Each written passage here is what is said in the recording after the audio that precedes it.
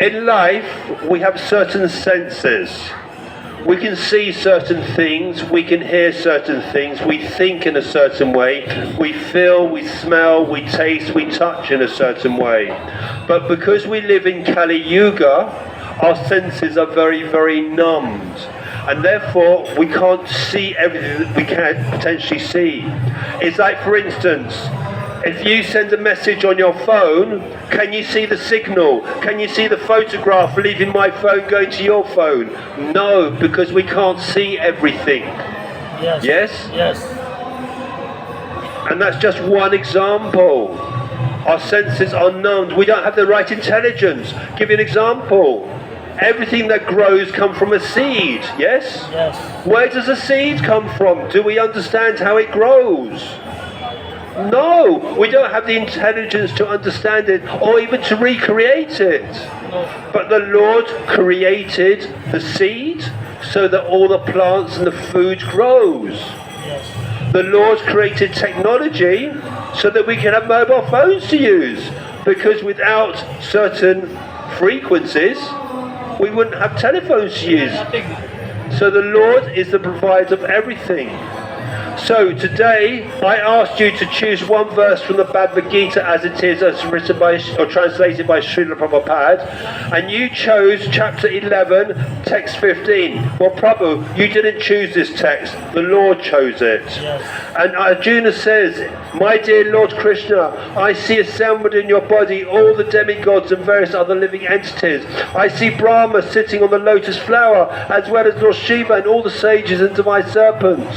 So why can Arjuna see all the demigods? Why can't we see them? Why can't you see Shiva? Why can't you see Brahma? Why can't you see Lakshman? Why can't you see Rama? Because we live in the material world.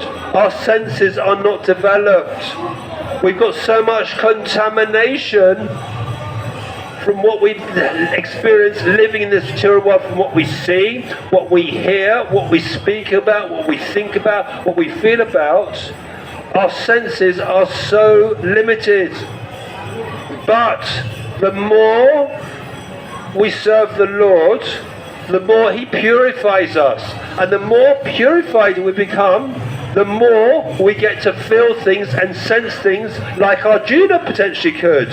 So our acharyas, Srila Prabhupada, he was so transcendental that he used to be able to talk with the Lord.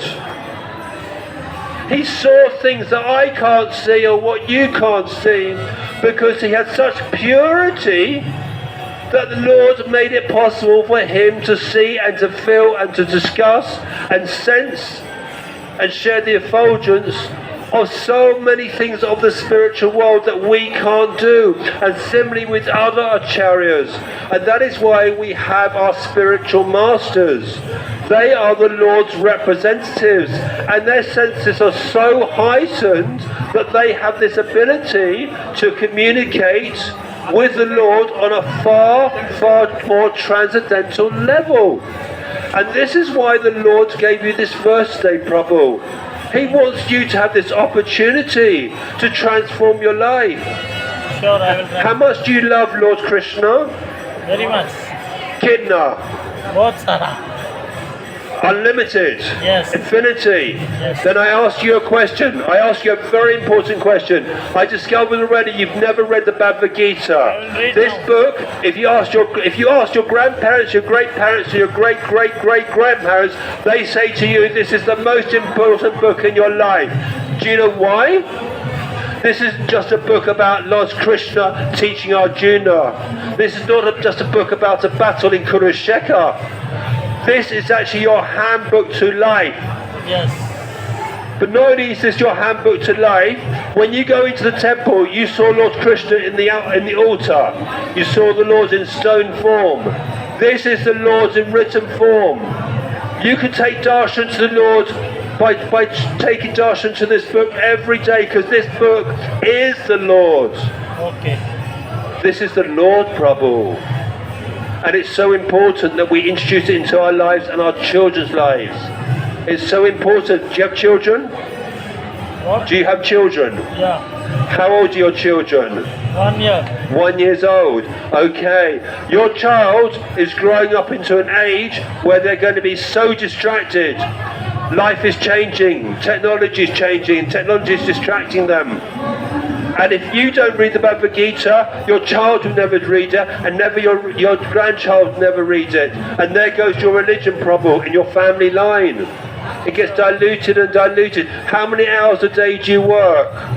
10 hours. You work 10 hours a day. How many days a week, Prabhu? 7. 7 days a week. What job do you do? Business. Your own business. Yeah. So, Prabhu, you work 10 hours a day. You work 7 days a week. How much time do you spend on your mobile phone? 70 hours. Phone. 4 hours. 4 hours on your mobile phone, 10 hours working. You have a 1-year-old child. When do you see your child? When they're asleep? Morning and evening. When they're asleep? No. Yes, Prabhu. If you're working 10 hours a day, you spend no time with your child. Your child is 1 year old. How many times is your child going to be 1 year old? Only once. Yes. Every day that's going by, you're missing your child's growth. Yes. Your child is missing you. Your wife, where is your wife? Wife, Mataji, do you miss your husband? Exactly, she misses you, Prabhu. What is the point of spending, how old are you? 29. You're 29. You're going to work for the next 40 to 50 years of your life. Why are you married to have a child if you don't spend any time with them? Spend daily 2 hours. Prabhu, you spend 14 hours on your phone and work and just 2 hours with your family. Prabhu, you need to find balance in your life. And the only way you're going to find balance in your life is to start to surrender yourself to the Lord, because the Lord will make arrangements so you don't have to work so many hours. You think you need to, but Lord will show you otherwise, because this quality of life is non-existent. Yes. You can't continue for the rest of your life working 7 days a week. What for? For Lakshmi, for Lakshmi, for Lakshmi. And what quality of life? You're exhausting yourself. Yes. You're missing every hour. You spend 2 hours with your child, maximum. Yes. Maybe 1. Instead, you could be spending a few more every day, and maybe on your weekends as well. Yes. So the Lord asked me to talk to you for a reason, Prabhu. He wants you to take this Bhagavad Gita. I have in my home. Okay, but he wants you to read it. Yes. 1 sloka a day, Prabhu. Thank you so much. 1 sloka a day. Hare Krishna, Hare Krishna, Krishna Krishna, Hare Hare. Hare Rama, Rama Rama, Hare Hare. Prabhu, this is your time now to transform your life. Don't walk away and go back to your normal life. The Lord wants something special for you. He's got something planned very special for you. Hare Krishna.